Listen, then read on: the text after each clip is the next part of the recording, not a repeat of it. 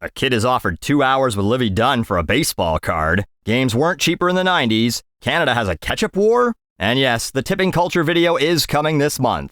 All this and more at patreon.com/doseofbuckley. Let me start this video with a question for you. When you were a kid, did you ever do anything pretty stupid like, say, touch a hot stove burner, or stick a piece of metal or something in a power outlet? Or maybe try and pet a strange dog that you didn't know and it bit you? Something that hurt, maybe even caused some lasting damage, a scar or a missing toe, that sort of thing. But you lived to tell the tale. Or maybe you're watching this in hell. That makes sense.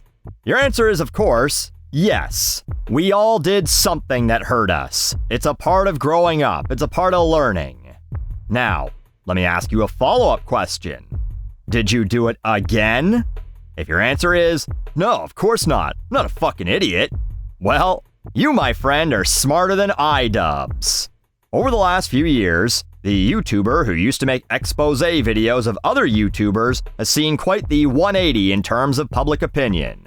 Many feel this happened around the same time he got married to his OnlyFans model girlfriend, a woman named Anisa, who now looks like she asked to speak to the manager specifically at Hot Topic and Hot Topic only. I don't know if she yokoed him or not. I never really followed his career that closely because I didn't give a fuck. I like watching things that are good. But many feel that way.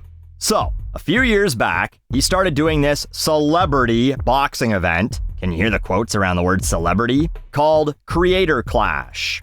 I didn't have many nice things to say about it, other than I at least respected that it was for charity. The first one supposedly raised close to $1 million. So, they decided to do a second one. I did a video about it. You may have already seen it, but to recap, it raised $0 for charity. The event did half as many pay-per-view buys as the first one, despite having 6 more influencers boxing on it, and iDubbbz announced that the event in fact lost $250,000, revealing that they paid each of the fighters at least $20,000 for training expenses, rented out an entire hotel, and hosted trauma parties, plural, and, sorry, no money for cancer kids or whatever they were supposedly doing it for. Fuck your leukemia, little Billy. A man who calls himself Dad needed $20,000 to appear at a charity boxing match, and they needed to pay who the fuck knows how much money to Amaranth and Moist Critical, 2 people who know jack shit about boxing, to provide boxing commentary. So afterwards, iDubbbz did a stream, debasing himself for 24 hours to raise $162,000 of the lost $250,000. Apparently giving that to charity. So, he touched the hot stove, it hurt. He wouldn't touch it again, right? Just announced this week, Creator Clash 3 will be taking place June 28th.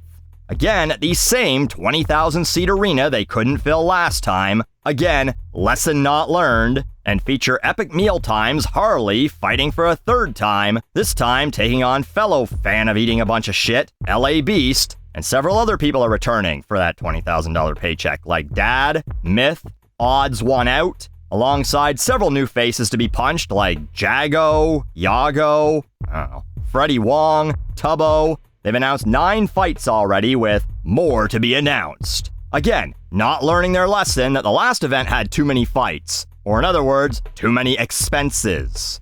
Currently missing from the card is iDubbbz himself. Perhaps he's learned his lesson after losing 2 fights, or he's one of the to-be-announced, but iDubbbz. The whole draw of something like this is the exact same as why people pay to see Jake Paul fight, and why he has to resort to gimmicks like fighting a 60-year-old man on Netflix. They want to see you get beat up. They saw that in Creator Clash 1, and that's why Creator Clash 2 sold half as many pay-per-views and you lost money. They all hate your wife. Maybe you should get Barbie 3-6 to piece her up. Who wouldn't pay to see that?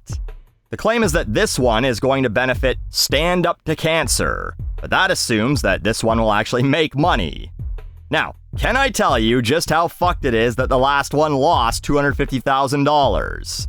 An annual charity boxing event that takes place in my hometown raised $500,000. And it did it with no celebrities. The fighters were like fucking local realtors and lawyers and shit. white-collar workers. Pick anyone fighting on Creator Clash 3, and they have more Instagram followers or YouTube subscribers than every single person who fought on this show combined. The Instagram for the charity event itself only has 1,800 followers. The Creator Clash Instagram has 40,000 followers, and iDubbbz has 7 million subscribers on YouTube. And they raised less money than a local charity boxing show where the main event was probably a fucking insurance broker versus a financial planner, who, by the way, paid for their own training and did it while still working their regular jobs. Oh, how could a YouTuber train for a charity boxing match and still put out their shitty vlogs and Minecraft videos? I know, unfathomable, but people with real jobs seem to manage just fine. But, Ian, Anisa, you can learn from this. You can learn a ton from this, and your pal Buckley is gonna teach you, for free, because I'm not one of the greedy cunts that needs 3 parties and 20 bands to help you raise money. You do it just like these guys did, and you should be able to raise millions. First off, the fighters don't get paid. That's dumb as shit. Oh, but then we wouldn't be able to do the event. No one would ever sign up.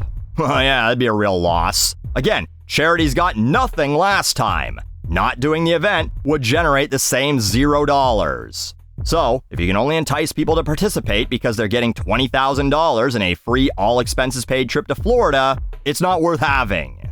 Second, the fighters raise the money. You keep using this tagline, influencers will pay, but every time so far, the influencers were the only ones who got paid. So, make the influencers pay. Or rather, their audiences. Each one of the participants have had between, anywhere from 250,000 to millions of subscribers? Every single one of them should be directing their fans to a link where they can pledge towards them. You can even tie it in as a pay-per-view pre-sale. So, if I'm a fan of, say, Sapnap, I'm not, by the way, I'm normal, I click the link in the description of one of his videos, I pledge $40, in return, I get a link to watch the fight in June, and now you've solved 2 problems, the money issue and the audience issue. You said you only had 50,000 people buy the pay-per-view last time. With 23 creators and a pro wrestler on the card, that means an average of only 2,084 fans per person paid to watch. Which would be over $2 million, which would be fine if you didn't also piss away nearly $500,000 to pay them, and God knows how much to rent out entire hotels, cater several parties, and pay for an arena that holds 20,000 people, but either way, surely people with millions of subscribers should be able to rally their audience to watch them get punched in the face. And if they can't, then influencers should pay. You set a target, say $1,040 pledges. If they can't generate that, they pay the difference to participate on the show. And 1,000 is just a minimum. Every single one of these people should be able to generate 5,000 buys. That would be $3.6 million for 18 fighters. If they can't, what are they even doing there? You can incentivize it by awarding whoever raises the most with a title belt. Every single one of these creators should be pimping the shit out of this between now and June. Intro before every video, twice a week posts on Instagram of their training progress, along with links to the pay-per-view. I was also going to suggest simplifying the charity aspect. Don't have every single fucking person have a charity like Aaron from Game Grump's mom's horse therapy thing or whatever the fuck. But it looks like you did that at least. So far, they only list one charity that's going to walk away disappointed. So maybe you did learn something. And listen, I understand there are going to be some expenses, but everyone involved should be volunteering their time. The fighters and announcers anyway. Maybe nothing you can do about paying a film crew, doctor, the athletic commissions, referees and judges, and renting a venue. But all that should be paid for with in-person ticket sales and sponsors. You know, all those logos you had on the mats and pads and ropes. How much did Raid and Fansly pay to be on the mat? Or was that the only thing you actually gave away for fucking free? It really is fascinating to me how you managed to generate millions of dollars for this thing, and you still went in the hole. So my last tip is, you really should put someone else in charge of the money. Anyway, that's how you do it and actually make money for charity.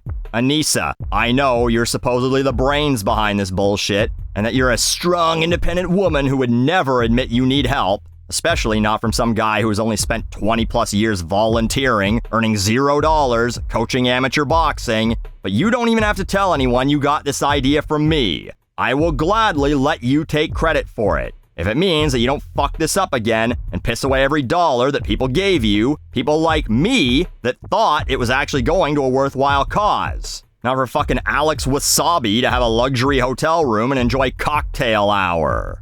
Sorry, little Jessica, no chemo for you. Alana Pierce needed $20,000 for boxing lessons for a 10-minute slap fight with a Twitch streamer for some reason. There was simply no other way.